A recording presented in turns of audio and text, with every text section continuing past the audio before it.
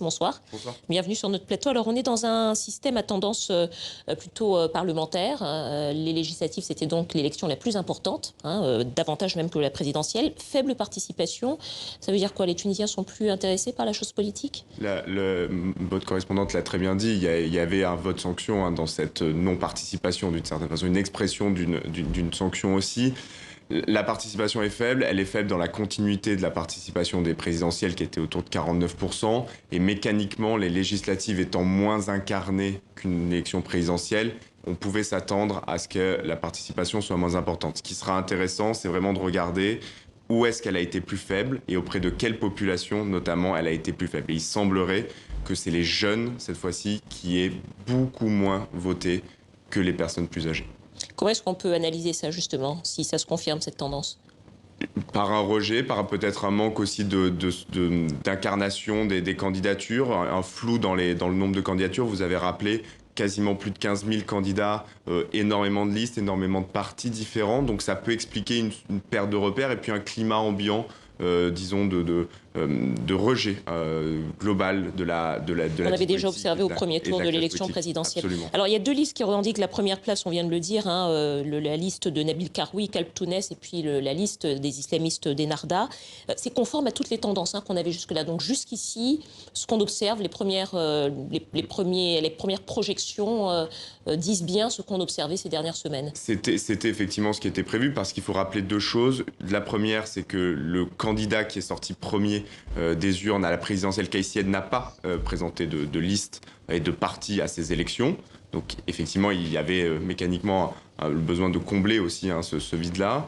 Et la deuxième chose importante, c'est qu'il ne faudra pas se regarder vraiment. L'élection ne se gagne pas sur le nombre de voix, se gagne sur le nombre de sièges. Et c'est là où il faudra faire effectivement très attention. On peut avoir un ordre des partis 1, 2, 3, 4, 5 qui ne correspond pas ensuite à l'ordre des sièges au Parlement. Parce que la mécanique parlementaire est assez complexe.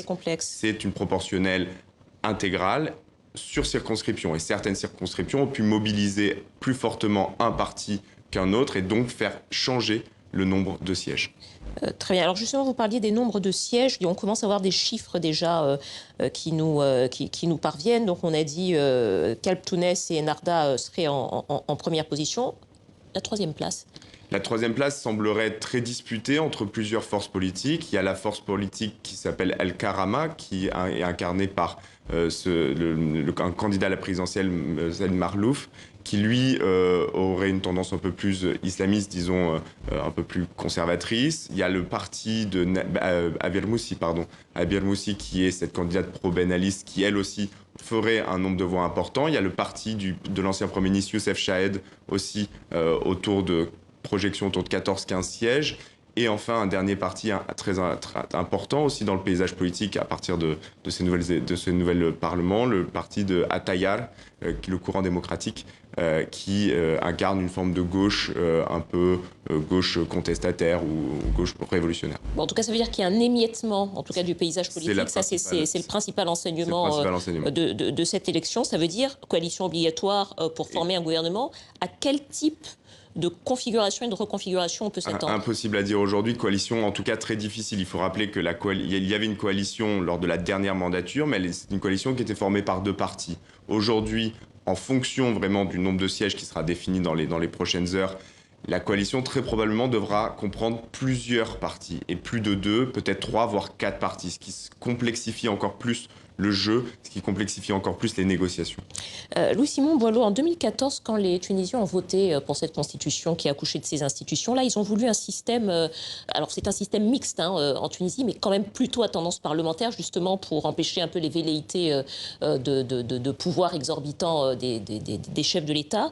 Est-ce que finalement ce système-là, aujourd'hui, ne fragilise pas la démocratie tunisienne? C'est un débat, disons, un peu fondamental de la démocratie. Est-ce que la démocratie doit être plutôt incarnée, et auquel cas on privilégierait la stabilité? C'est le choix, par exemple, qu'a fait la France, avec un système parlementaire mais majoritaire, ou à l'inverse, un système qui représenterait plus le pluralisme, la pluralité par notamment la proportionnelle. C'est le choix qu'a fait la Tunisie. Je pense que les deux systèmes ont leurs avantages et leurs inconvénients. Ce qui est important, je pense, ici, c'est que, en tout cas, les procédures et la Constitution soient respectées. Que ce qui a été fixé collectivement à un moment historique extrêmement important de l'histoire de la Tunisie, entre 2011 et 2014, puisse perdurer, puisse se maintenir. Et malgré tous les reproches que l'on peut faire au système politique, au jeu parlementaire, il y a quand même une conclusion importante à tirer ce soir, c'est que la démocratie fonctionne.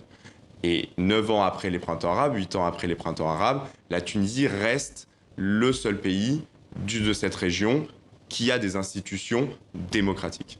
Alors, il y a une circonscription dont je voudrais bien qu'on parle un petit peu, qu'on en dise un mot, c'est celle de Tunis 1, où il y avait plusieurs têtes d'affiche qui s'affrontaient, deux islamistes, donc Rached Ghannouchi, le dirigeant des Narda, Saïfeddine Maklouf d'El Karama, dont vous avez parlé éventuellement pour la 3e place, et puis Basma Kelfaoui, la veuve de Chokri Belaïd, le militant de gauche assassiné. Est-ce qu'on a déjà des tendances? Est-ce qu'on sait déjà un petit peu comment ça se positionne dans cette circonscription? Alors, a priori, Rached Ghannouchi serait donc élu, avec 2 autres colistiers du parti Ennahda.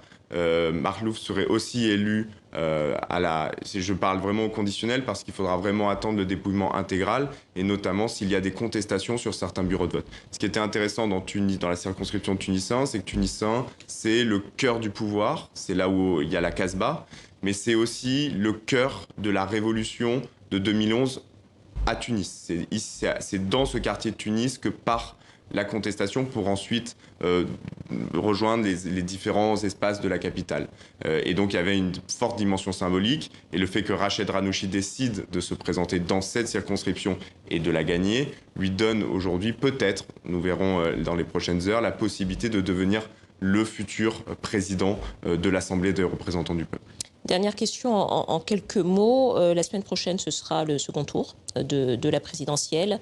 Au vu de ce qu'on est en train d'observer ce soir pour la législative, qu'est-ce que ça peut laisser présager de ce second tour de la présidentielle? Il peut y avoir 2 dynamiques. Il peut y avoir une dynamique qui renforce la candidature de Nabil Karoui, puisque son parti, s'il n'arrive pas premier, en tout cas a réussi son pari d'avoir un groupe parlementaire important et donc peut remobiliser un électorat en considérant qu'il faut maintenant transformer au niveau présidentiel et donc lui donner la possibilité. Ou à l'inverse, le brouillard politique des coalitions et l'émiettement partisan peut au contraire donner plus de force à un candidat comme Kais Saied, qui a toujours fait campagne depuis le début sur le rejet du système des partis, en considérant que les partis avaient d'une certaine façon volé la révolution au peuple.